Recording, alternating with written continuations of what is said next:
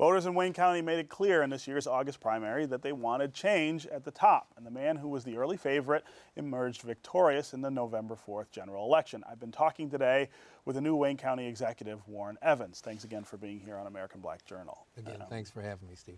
When I think about county issues, of course, one of the big ones, one of the most embarrassing ones, in fact, is the situation with the new jail. I live downtown, and I drive every day past that hole in the ground that we seem to have somehow dumped about $100 million into, and I scratch my head about where that money went. But I also start to think, okay, so what's next? We still need a new jail. That site needs to be something other than that hole in the ground. And we seem stalled about how to get past where we are. Well, I guess I would start by saying I don't know how the decision was made to build it in the first place, because I'm still looking for numbers to support what operating expenses would be in that facility, right? What other facilities we could close or not close. And so it's one of those things that we can't make another bad decision. Right. People don't realize we're paying over $1 million a month in debt service for the existing place. Off of that $100 million that we borrowed. Yeah, right. I mean, and we have no jail. Right. I think renovations are still on the table in terms of my thinking. In terms of the current jail. Right. So you think you're not convinced that we have to give up on the current facilities?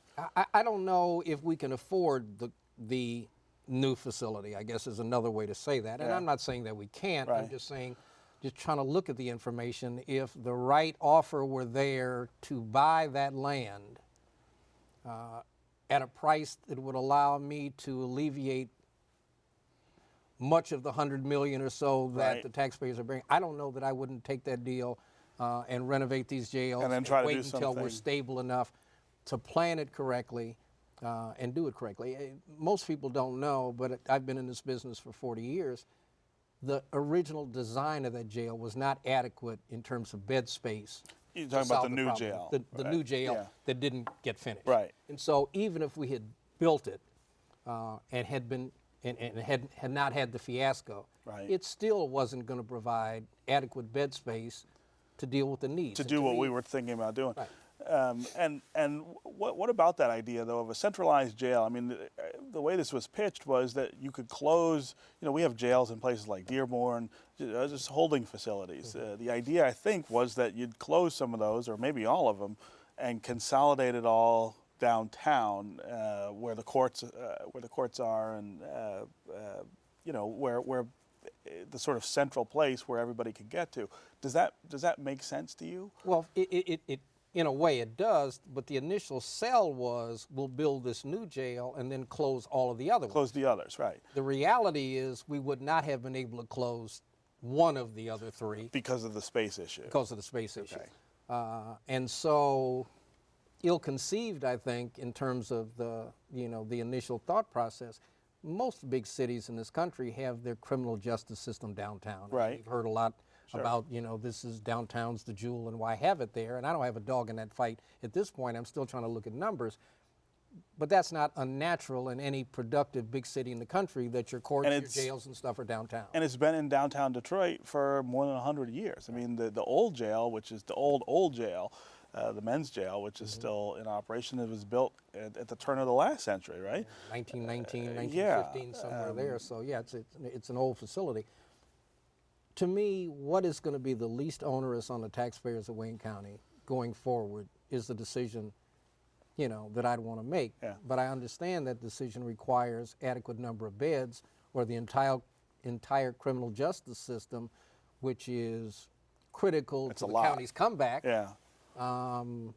Is something that has to be dealt with. And Yeah. so it's one of those things that we don't have all the numbers now, but I will not make a decision until I'm confident that we can support it and it does what it needs to do. Yeah, yeah. You can't talk about the jail without getting to the corruption that seems to sort of swirl around different parts of Wayne County at any given time. We're starting to see some of that sort of play out through the prosecutor's office. what's your approach, or what will be your approach as executive to trying to change that culture? Everybody I know who takes this job, who works in Wayne County, says, well, you know, it's going to be a new day, it's going to be different. And they don't seem to be able to turn that corner. What will make you I different? think there are two things. One is obviously transparency has to be critical. I mean, even with my transition team, every dollar we spend on the transition team, go to the transition website and see what we did. I mean, it's critical to get public buy-in to what you're doing, and the only way you do that, and we've earned, I don't mean me personally, but Right. we collectively have earned a bad reputation.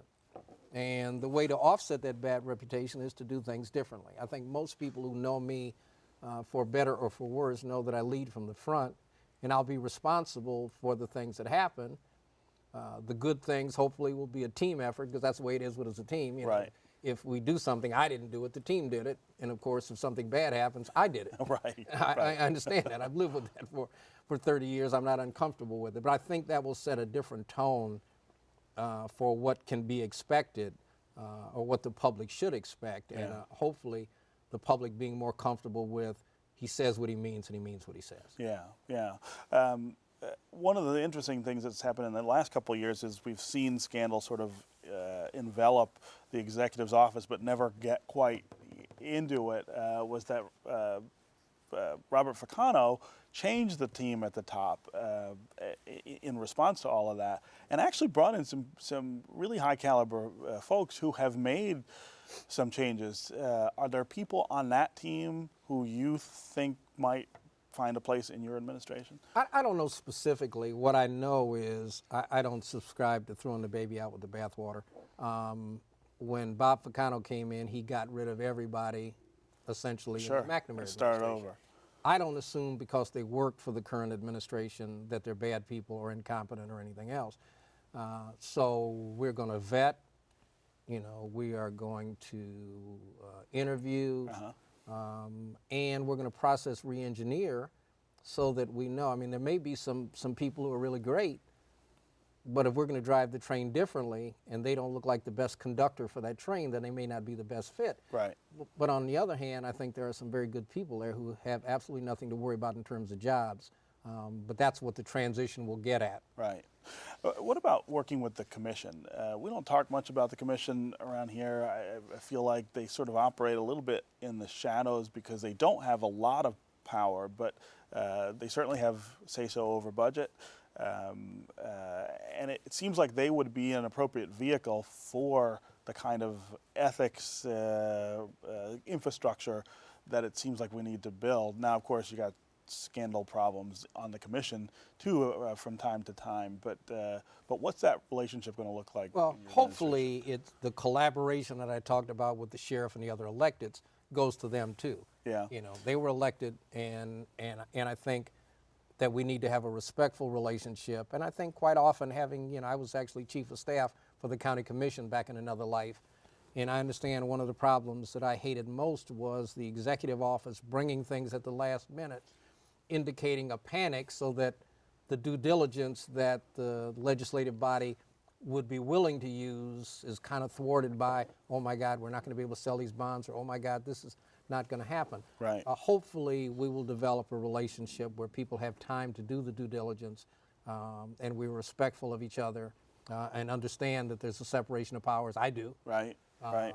But try to work through those issues. Yeah, I mean, I think the commission would say that they have been somewhat marginalized by the current administration, and that they might want to be dealt more into some of those decisions. Well, and then there's the other side that says, you know, a camel is a horse that's made by a committee. Right.